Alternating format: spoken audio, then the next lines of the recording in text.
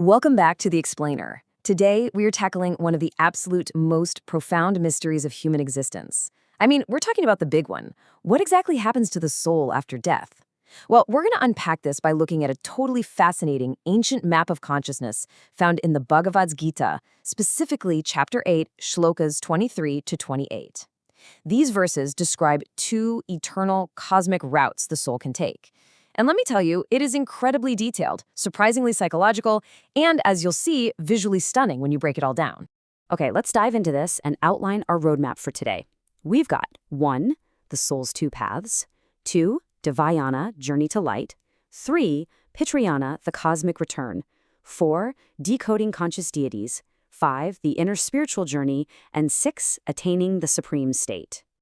So we start with this timeless question. Where does the soul go after death? Honestly, it's a question literally every culture has grappled with. But what we are about to see in Shlokas 23 to 28 is not just some dusty piece of ancient text. No, it is a highly structured map of consciousness.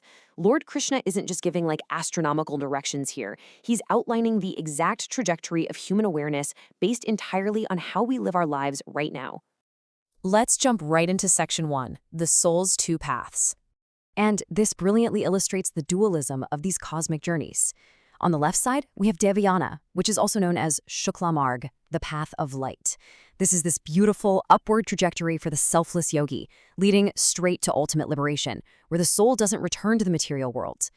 Contrasting that, over on the right, is Pitrayana, or Krishna Marg, the path of darkness. This is the returning path for the worldly seeker, leading right back into the endless cycle of rebirth.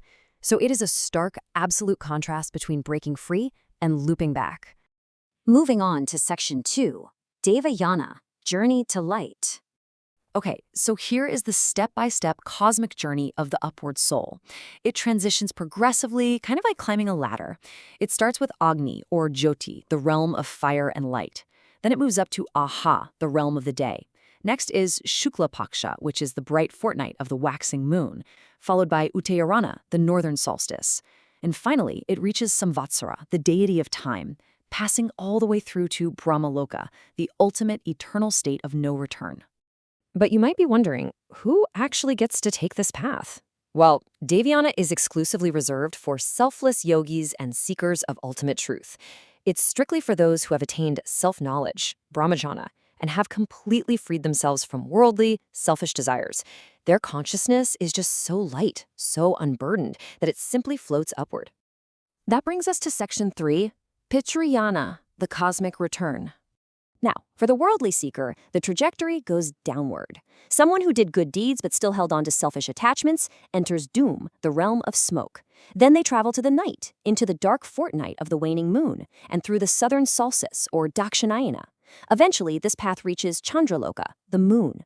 Here, the soul gets to enjoy heavenly joys. But, and this is a big but, it's exactly that, temporary. Once their accumulated good deeds deplete, they simply can't stay. Let's move to the next stage and see how this builds, because from the moon, the visceral descent back to Earth begins. The soul becomes like a cloud or rain. It's beautifully referred to in poetry as a megdut, a messenger cloud. It rains down upon the earth, gets absorbed into food, which then becomes seed, entering a womb and ultimately leading to rebirth in a brand new physical body. It's this incredibly fascinating, almost ecological cycle of consciousness. So the absolutely crucial point here is this. While the Pitrayana path definitely offers rewards for good deeds, it is fundamentally tied to the endless loop of reincarnation. It's essentially a transaction. You spend your spiritual currency in the heavenly realms, and when you're broke, you are pulled right back into the material cycle. All right, let's look at Section 4, decoding the conscious deities. Now, if we read the ancient texts literally, we might think these are just times of day, or seasons, right? But as the great philosopher Adi Shankaracharya noted, these aren't physical times at all. They are presiding deities of consciousness. They are actual conscious entities guiding the soul's journey based on its inner state. Think about it. If you die at night, you aren't automatically doomed to the dark path if your consciousness is enlightened. So we really shouldn't get lost in literal interpretations of time here.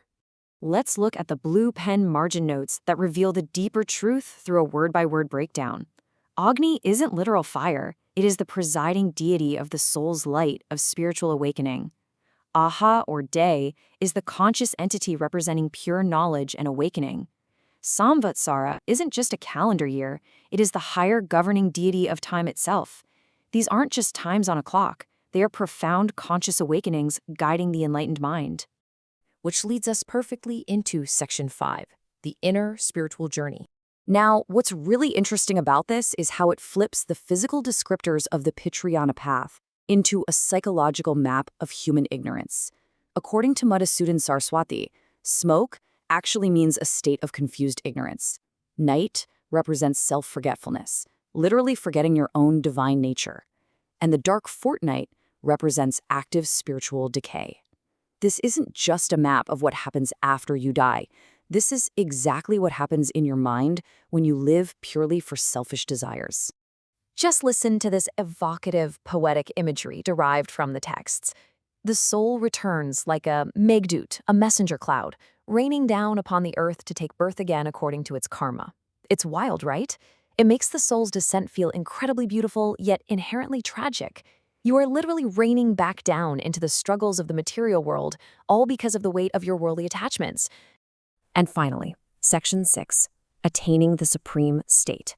Shloka 28 makes it crystal clear. We absolutely must go beyond rituals. While performing Vedic rituals, giving to charity, and doing good deeds have immense merit, their results are limited and temporary. Actually, scratch that. It's more like they just buy you a temporary ticket on the Pitriyana path.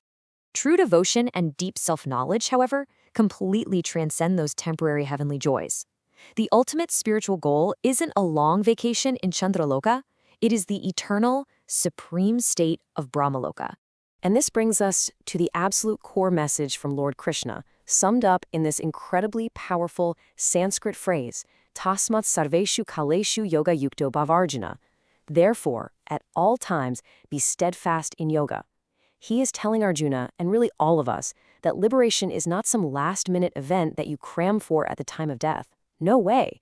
It is a continuous state of present consciousness. You have to walk the path of light while you are alive. Which leaves us with this final, vital question to ponder. Are you living in the light of Dvayana today? Because every single choice we make is steeped in either the clarity of the light path or the ignorance of the dark path. These cosmic maps aren't just ancient history, they are blueprints for our daily actions. Thank you so much for joining me for this explainer. Keep questioning, keep seeking, and I truly hope you choose the path of light today.